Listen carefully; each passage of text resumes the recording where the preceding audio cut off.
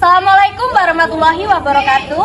Halo guys, di sini kami dari kelompok 2 dari mata kuliah Kritik Sastra akan mempersembahkan sebuah video yaitu mengkritik sebuah karya novel Ikan-Ikan Mati karya Roy Saputra dengan pendekatan mimetik. Sebelumnya di sini kami akan memperkenalkan anggota kelompok kami, yaitu saya sendiri dengan Aprilia Dian Putri dengan ujung NIM 035, dan di sebelah ujung itu ada Mas Mulet. Silahkan memperkenalkan diri. Perkenalkan, nama saya Muhammad Ahmad Zaki dengan ujung NIM 007. Oke, di sebelah kanannya lagi itu ada Mas Gondrong. Silahkan memperkenalkan diri. Perkenalkan, nama saya Rilek Amigos dengan ujung NIM 063. Ya, silakan lanjut Bina. Perkenalkan, nama saya Artasina Wijaya 19. Dan Nama saya Haura Padia dengan ujung NIM 059. di sebelah kanan saya itu ada Pusi. Silakan. Halo, perkenalkan, nama saya Zaki Farhan dengan ujung NIM 056. Dan di sebelah paling kanan ujung ini ada Mas Batam. Silakan memperkenalkan diri. Saya Vito Tektona dengan ujung NIM 057. Baiklah, ini pembukaan secara singkat dari kelompok kami. Selamat menikmati video kami. Bye-bye. Mantap, Cok.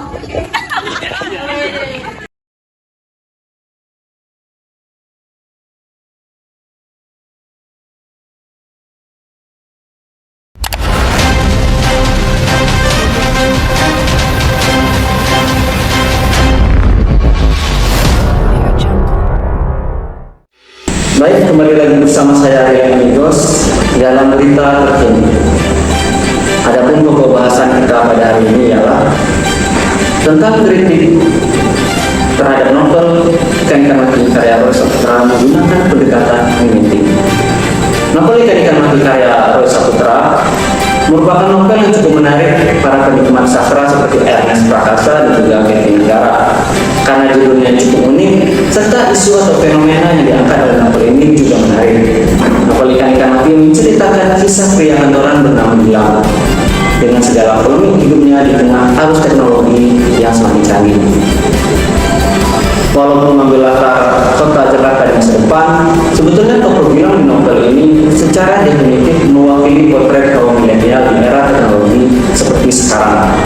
Hal ini memancing kami untuk melakukan riset dan penelitian terhadap fenomena yang sedang menyelimuti generasi saat ini, khususnya generasi yang disebut sebagai generasi milenial. Karena generasi milenial erat kaitannya dengan penggunaan media sosial dan teknologi. Di sini, kami berusaha mengkaji novel tersebut menggunakan pendekatan mimetik. Penggunaan pendekatan mimetik dalam hal ini adalah bagaimana mengkaji karya sastra yang berkaitan dengan realitas sosial atau kenyataan. Mimetik dalam bahasa Yunani berarti tiruan. Pendekatan yang memandang bahwa karya sastra itu sebagai tiruan dari aspek-aspek alam, pencerminan atau penggambaran tentang dunia dan kehidupannya. Selanjutnya, mari kita dengarkan pendapat dari beberapa narasumber yang akan diwawancara oleh reporter kita yang sedang berada di lapangan, yaitu Bung Vito Tektona. Silakan kepada Bung Vito Tektona. Bung Vito Tektona, silakan. Bung, fokus Bung Vito. Tolong Bung Vito fokus. Bung Vito Tektona. Bung Vito. Ya, silakan Bung Vito Tektona. Kita bersama narasumber yang pertama. Nama kakak siapa ya kalau boleh tahu? Nama saya Dina, Pak. Namanya Dina. Iya. Sebelumnya, apakah kakak sudah pernah membaca novel ini? Oh, sudah sedikit. Ya, Sudah? saya Sudah. ya, sudah. Pendapat kakak mengenai novel Ikan-Ikan Mati menggunakan pendekatan mimetik? Menurut saya dalam novel itu seperti no gadget no life. Seperti teknologi zaman sekarang membuat masyarakat tidak pernah melepaskan ponsel genggamnya, seperti juga dengan khususnya kaum generasi milenial. Kecanduan teknologi membuat kita mempermudah komunikasi informasi dengan lebih mudah, membuat kita tidak akan pernah melepaskan yang namanya smartphone. Seperti tokoh Gilang pada novel Ikan-Ikan Mati dan kutipan di bawah ini. Baik, apakah menurut kakak novel ini layak untuk dibaca kaum milenial atau tidak? Menurut saya wajib ya, seperti juga buat kita pelajaran lebih baik. Dan satu lagi menurut saya sering mengunggah ke media sosial. Yang harus kita perhatikan itu juga dampak dari teknologi dampak dari perkembangan teknologi, membuat kita selalu ingin mengunggah apapun itu ke media sosial kita, membuat kita jadi ingin selalu eksis karena memiliki kualitas kamera yang bagus dan juga aplikasi editing yang bagus, buat kita jadi ingin terus mengunggah apapun di media sosial, itu pun malah walaupun tidak penting, itu juga harus diperlihatkan, seperti kebiasaan Tok Gilang pada novel Ikan-Ikan Mati dan Kutipan Bulan. Oh, terima kasih Kak atas kritik dan pendapatnya.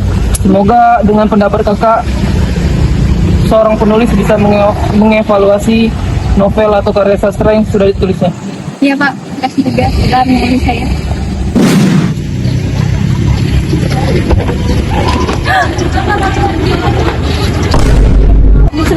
Kak, mau nanya boleh nggak? Boleh? Boleh. Sebelumnya Kakak pernah baca novel ini nggak? Oh, udah pernah. Udah pernah? Udah. Pendapat Kakak mengenai novel ini gimana? Apakah layak untuk dibaca kaum milenial atau tidak? Layak. Layak. Jadi apakah Kakak punya kritik yang menggunakan pendekatan mimetik mengenai novel ini? Punya, yaitu tentang multitasking dan lebih memilih pengalaman daripada aset. Yaitu pertama multitasking, di mana dapat melakukan beberapa pekerjaan dalam satu waktu. Dalam kutipan novel Ikan-Ikan Mati itu terdapat tokoh Jaya melakukan dua pekerjaan sekaligus, yaitu kutipannya di bawah ini. Dalam kutipan tersebut menjelaskan bahwa tokoh Jaya ini mengerjakan dua pekerjaan yang dimana dia memberikan petua tentang cinta kepada Gilang, lalu sambil bermain gadget. Yang kedua itu tentang lebih memilih pengalaman daripada aset, di mana generasi muda zaman sekarang ini lebih cenderung boros dan tidak mementingkan investasi di masa depan, sehingga mereka sulit untuk menabung. Generasi muda zaman sekarang ini lebih sering menghabiskan pengalaman mereka dengan jalan-jalan, kulineran, lalu menonton film keluaran terbaru dan memberi penampilan kekinian. Dan kegiatan tersebut terdapat juga dalam kutipan yang dilakukan oleh Jai seperti di bawah ini. Kutipan itu menjelaskan tentang tokoh Jai ini menghabiskan waktu luang liburan panjangnya itu dengan cara diving di pulau eksotis. Terima kasih Kak atas waktunya dan kritiknya. Semoga apa yang telah Kakak sampaikan bisa menjadi masukan bagi penulis novel Ikan-Ikan Mati. Terima kasih. Sama-sama.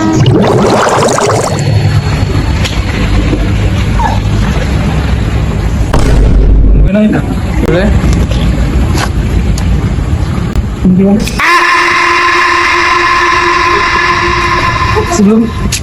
Sebelumnya nama Bang siapa Bang? Nama saya Hanif. Hanif. Sebelumnya Bang Hanif sudah pernah belum baca novel ini? Oh, sudah. Sudah. Pendapat Abang mengenai novel ini, apakah layak untuk dibaca bagi kaum milenial? Apakah Abang Hanif punya kritik atau pendapat mengenai novel ini yang menggunakan pendekatan mimetik? Ada yang pertama seperti triknya melakukan transaksi secara tunai, misalnya seperti menggunakan dompet digital seperti kutipan di bawah ini.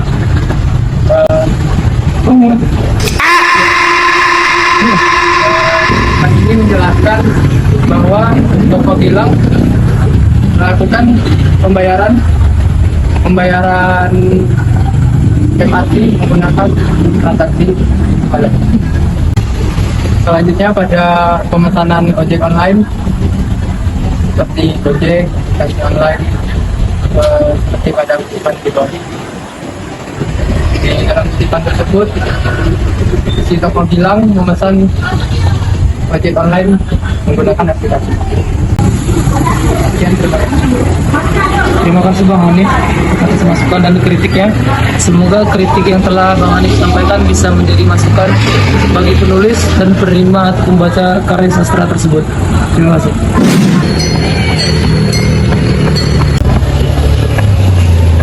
Bang. Momennya boleh? Boleh. Ngapain ya? Sebelumnya nama Abang siapa? Oh, nama saya Zaki Farhan, Bang. Sebelumnya Abang pernah baca novel ini? Oh, pernah? Pernah. Pernah. menurut abang novel ini apakah layak untuk dibaca kaum milenial atau tidak? Layak aja. Jadi pendapat abang atau kritik abang mengenai novel ini dengan pendekatan mimetri apa? Jadi yang itu mudah bosan terhadap barang yang kita beli. Misalnya kan zaman milenial sekarang kan apa-apa dibeli gitu kan. Jadi kita kayak udah beli yang ini tapi bosan beli yang ini lagi berulang-ulang. Jadi sudah kita beli itu kita bosan lagi terus beli lagi seperti kutipan yang di bawah ini.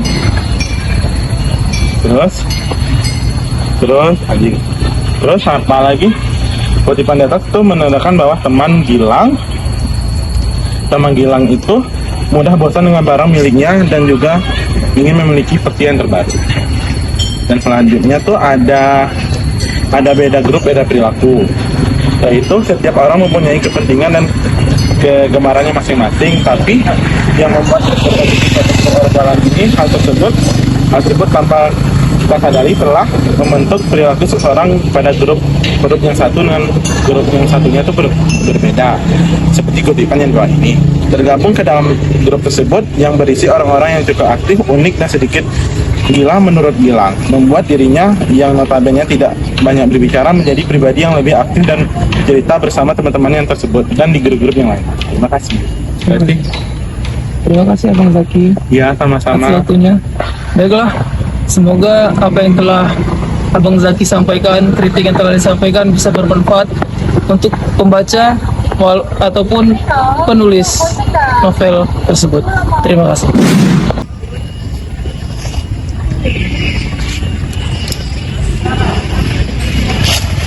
Kak, menanya boleh? Oh, boleh. Tapi sebelumnya boleh nggak fotoin saya dulu?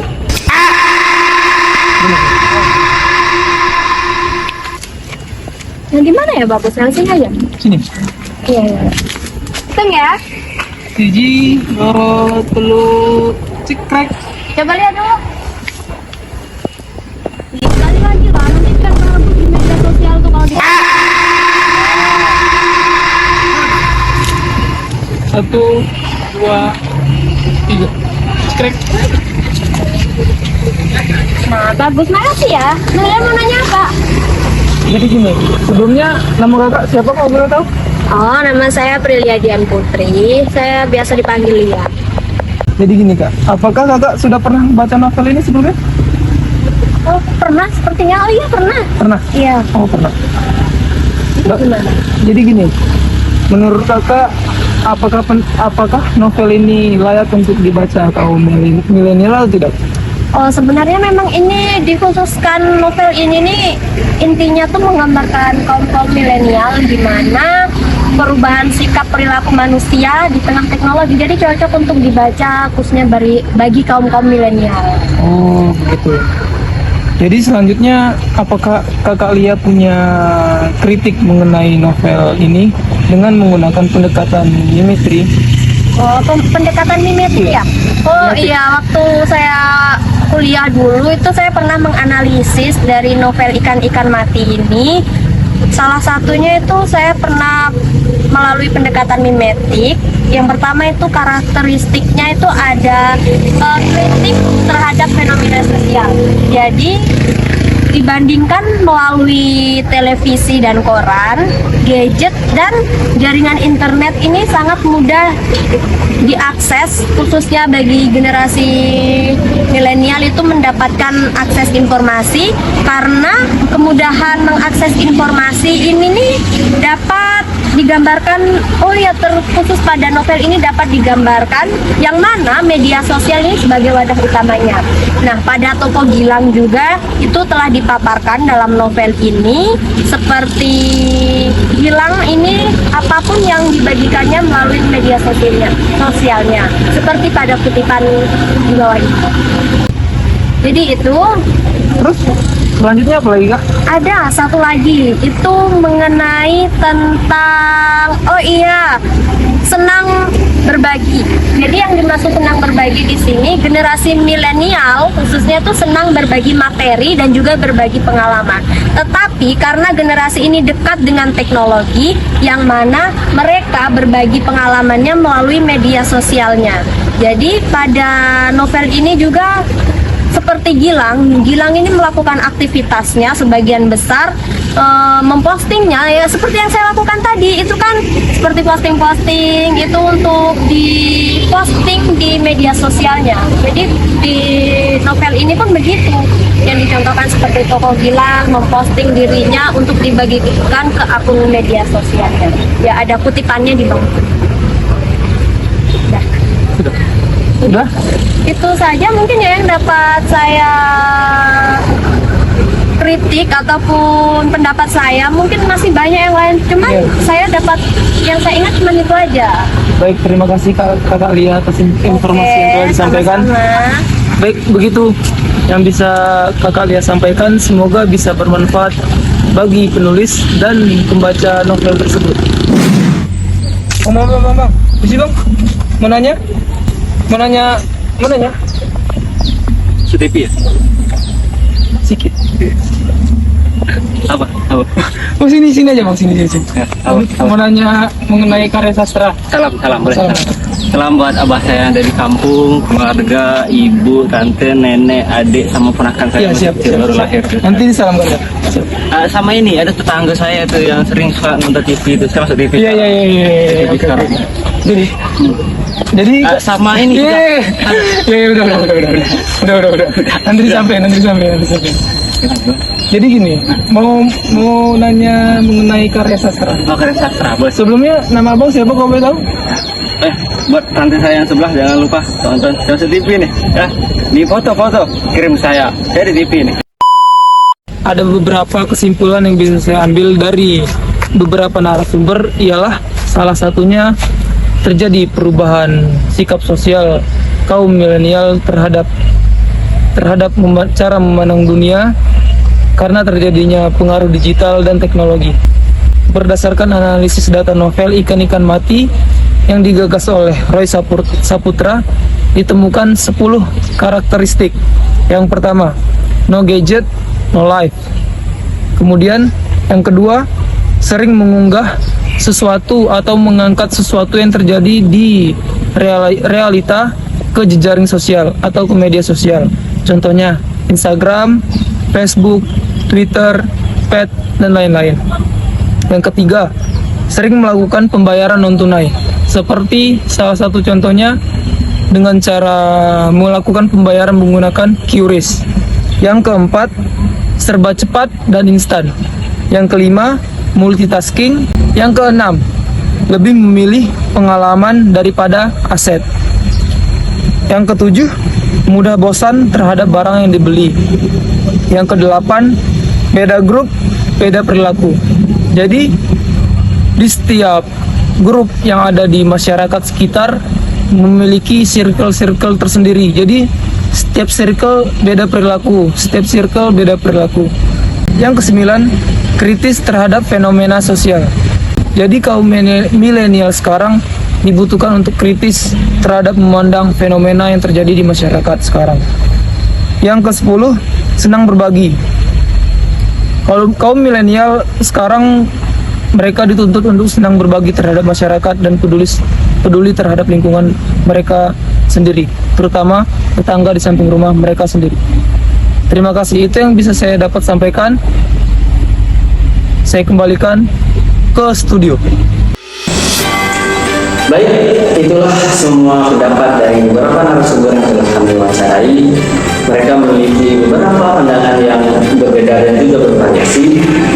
Tetapi semoga dari semua pendapat yang telah disampaikan oleh narasumber tersebut bisa menjadi sebuah ilmu baru dan juga pelajaran untuk kita semua.